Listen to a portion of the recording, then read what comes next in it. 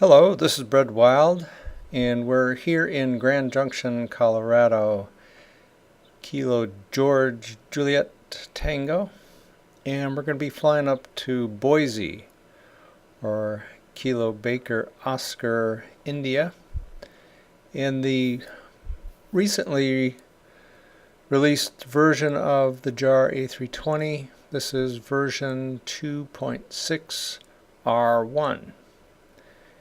And it's early afternoon, and we're going to start by doing some flight planning, going over to some maps. By the way, once we get into the checklist, I have my own checklist here, which you can find on explain.org in the A320 forum. So let's head over to our map. This is Sky Vector. And start with the flight plan. And we'll go from KGJT to GJT, to KBOI. And we're going to be flight level 280. So you see we've got a nice straight line here.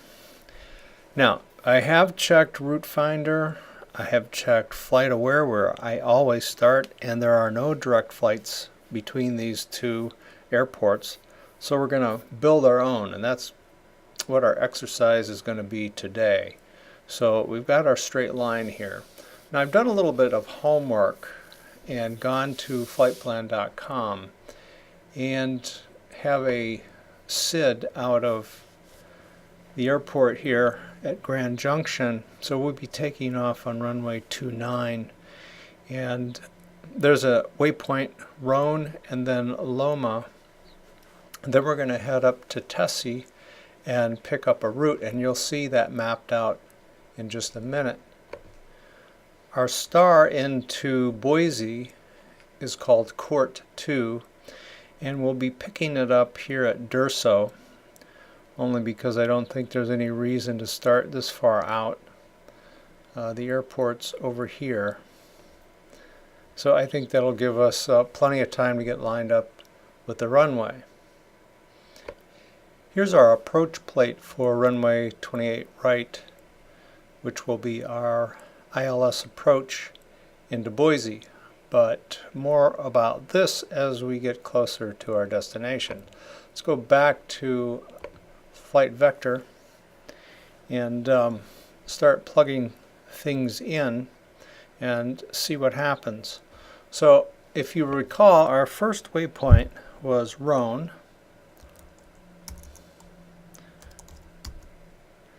and then our next waypoint was Loma. Let me just double check. Yes, Loma.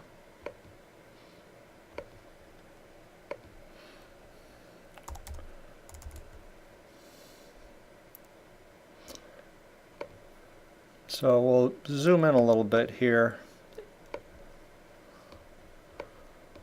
So two waypoints that are relatively close to the airport. Let's go over to our World High map and work with that. So the next waypoint is Tessie, Tessy. Let me put that in there. So that has us headed slightly north, and then I want to pick up this route here at Bongo. So what I can do is just stretch this over here and select Bongo, and now that puts us on to a jet route Q154, and we'll make Nagy another waypoint, and you can see that it's filling in over here on Sky Vector. Now before I go too far, I want to put in that waypoint, which is, let's go over to our star, DERSO, DERSO.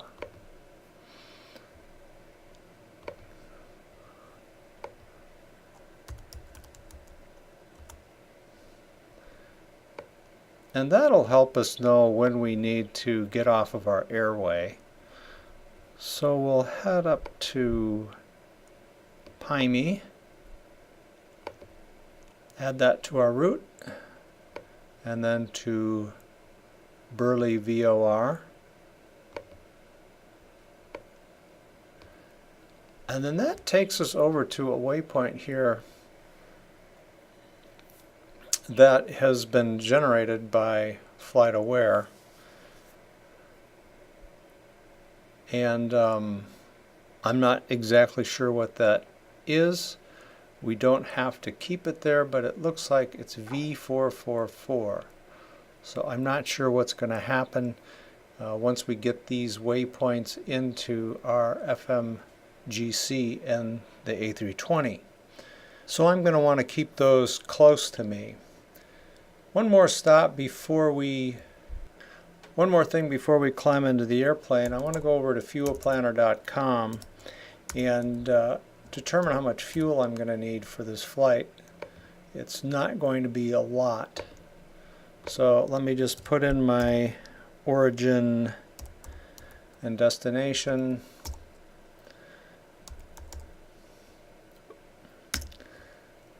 And then go to the load sheet.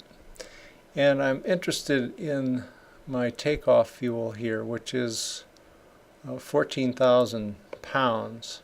So I just need to convert that number to kilograms, which is what the A320 uses.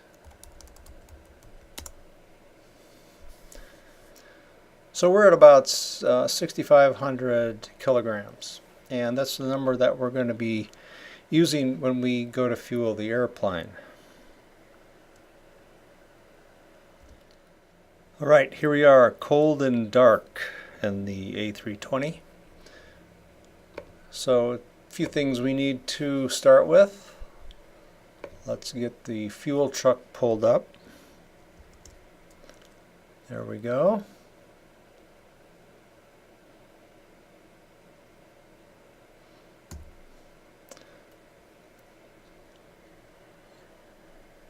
And we'll see a little fuel gauge pull up here, and we said we need 65. Go ahead and fuel up. We can also get our ground power started.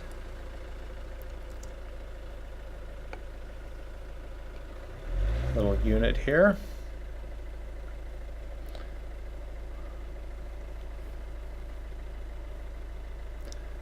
Back in the airplane, and let's turn on our batteries,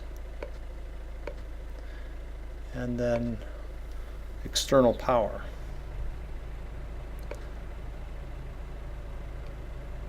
And adjust our cockpit temperature before we get in trouble with our first officer. Again, I'm going from my own checklist over here on the side. So I just found it more complete after many flights and adding things to it. I just find it a little bit more reliable. So we'll send our fuel truck packing and get back to the business of getting this airplane started. So after we get our batteries on, just want to turn on the beacon, let people know we're here, and then up to the ailerons, get those started. So this knob to status, that's the data knob, then system to 1, and then each one of these gets flipped to nav. It says on battery, and you're supposed to wait till it extinguishes, but it doesn't really seem to make much of a difference. And then we're going to watch for this window to prompt us to hit enter, which we do. While we're up here, we're going to do the APU fire test before we start the APU.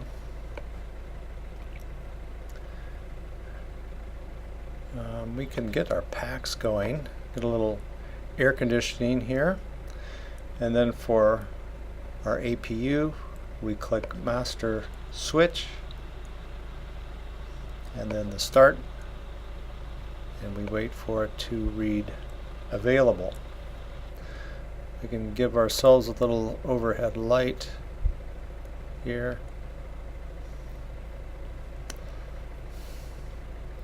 We can arm our emergency lights while we're waiting.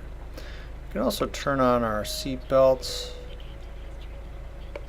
and our no smoking sign, so we can see that the APU has started and is available, so we can remove our ground power at this point.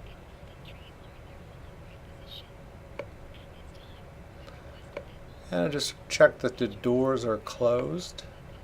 And the next thing I'll need is a tow in just a few minutes. Alright, continuing down my checklist, you can turn on the heat here, APU bleed, which will power the packs. Got a few views I need to set up. Again, this is a new aircraft, and so a few things that I need to get going here in terms of views. So time to program our FMGC. Here's our initial screen, and I've got my air rack up to date here. So I'm just going to put in the origin and destination.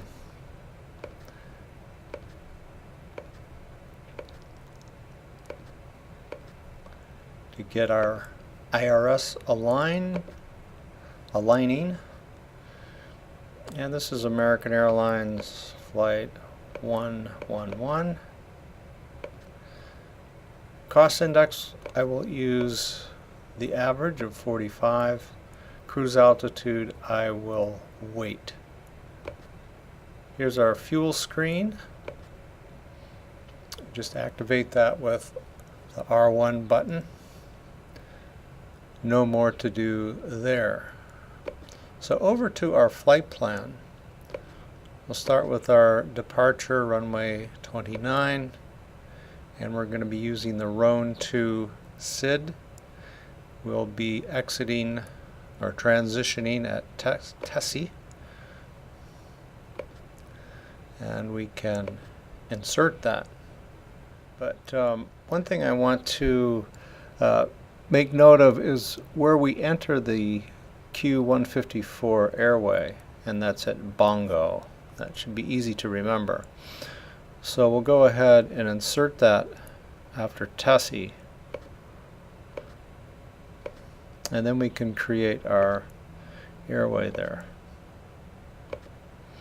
So here we have Bongo. Go ahead and insert that. Click on Bongo.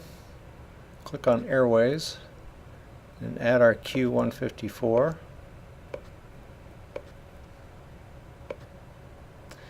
And then the question is, where do we exit that? And if you look, we will be exiting at the VOR BYI. So we'll enter that into the scratch pad.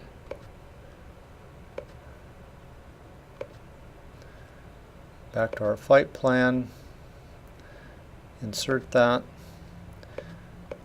and then you can see that we've got those two waypoints that we had selected in SkyVector here. Let's do our arrival.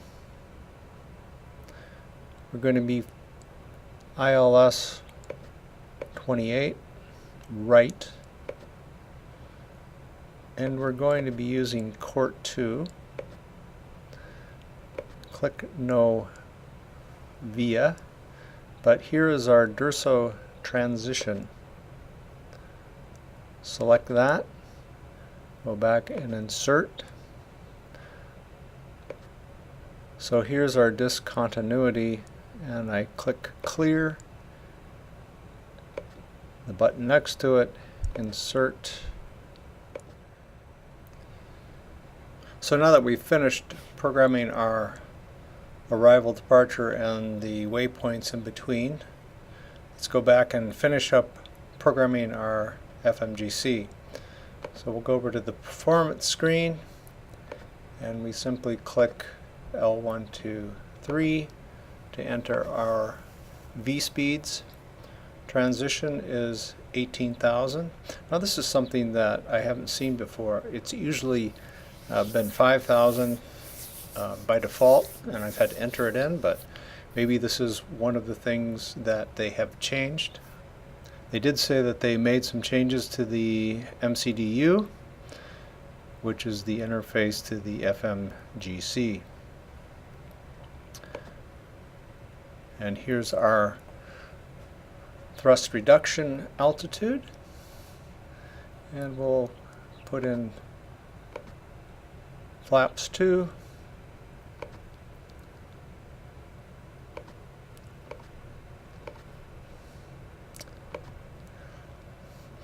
and we're going to put in an F44 for our flex speed, and that pretty much takes care of the FMGC at this point, with the exception of, whoops, almost forgot here, light level 320.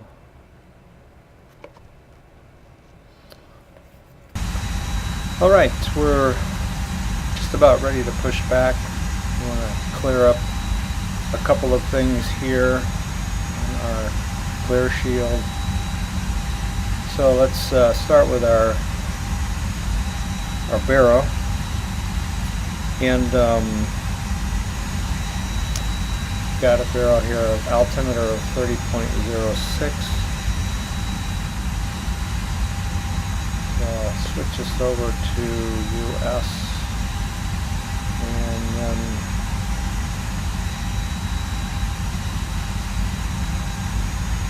get close enough. Altitude we want to set at 11,000. The speed, this is V2 plus 15, and this keeps the nose from pitching down right after takeoff to reach 250. So this way we can control it a little bit better. This needs to be on arch. I'll keep this at 20 miles range. And do our engine test, fire test for 1 and 2. And turn on our fuel pump.